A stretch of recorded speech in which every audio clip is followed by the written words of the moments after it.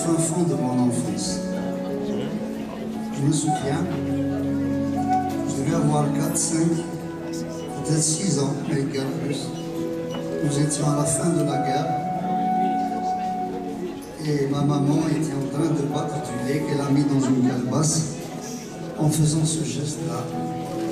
Peut-être qu'un certain nombre d'entre vous ont dû déjà voir ça.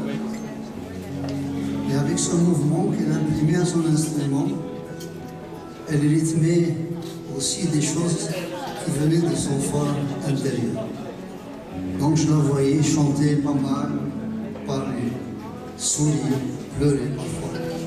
Mais vous savez, à 5-6 ans, on ne comprend pas tout. Et bien sûr, ayant grandi, ayant magasiné ces vibrations, ces sons, ces images dans ma tête, je me suis rendu compte qu'elle ne faisait que se confier à son instrument. Sans doute parce qu'elle n'avait peut-être pas d'autres interlocuteurs valables, en tout cas pour l'époque. Et donc, sur ce que j'ai compris, en tout cas, ce que j'ai saisi au vol comme ça, au fil des années, je voyais défiler le quotidien d'une femme chez nous, et qui se trouvait à ma maman pour se caresser. Et c'est alors que j'ai compris une chose bien simple et importante dans ma vie de toute façon, c'est que s'il n'est déjà pas évident d'être une femme en général dans n'importe quelle société, qu'elle soit aboutie, moderne ou pas, ça l'était encore moins dans des sociétés à forte tradition comme la mienne. Et donc à ce titre, j'ai toujours été proche d'elle, ce qui me concerne. J'ai toujours essayé de la défendre du mieux que je pouvais, parce qu'elle a réussi à, disons, blasphémer de toutes parts, attaquer de toutes parts, subissant la loi du milieu, la loi du mal. Il n'y a pas d'autre recours que les gens qui ont un lien de sang avec elle, de façon à ce qu'on puisse la comprendre. Fort heureusement, maintenant les choses commencent à changer, même s'il y a pas mal de harcèlement, même si la femme en prend pour son grade, il est évident qu'il y a énormément de gens qui sont à leur côté et qui essayent de prendre part. Et cette femme que je vois, c'est un peu la nôtre. Si bien que si on pense à elle aujourd'hui, ce soir, c'est que nous ne sommes plus ici à Montréal des Québécois, des Algériens, des Tunisiens, des Marocains ou autres, mais seulement quelques centaines de cœurs qui sont là, assis les uns à côté des autres, et qui laissent et qui émanent d'eux des notions de tendresse, d'amour, toutes ces choses qui font qu'on les magnifie. Parce que si elles ne sont plus là, ma foi, réjouissons-nous de les avoir connues, en pensant à ces fameux moments qu'on a passés ensemble, si elles sont encore là, célébrons-les encore et encore, parce que vis-à-vis d'elles, je pense que nous avons toujours quelque chose à nous faire pardonner, ou à tout le moins à nous reprocher. Dites pas non.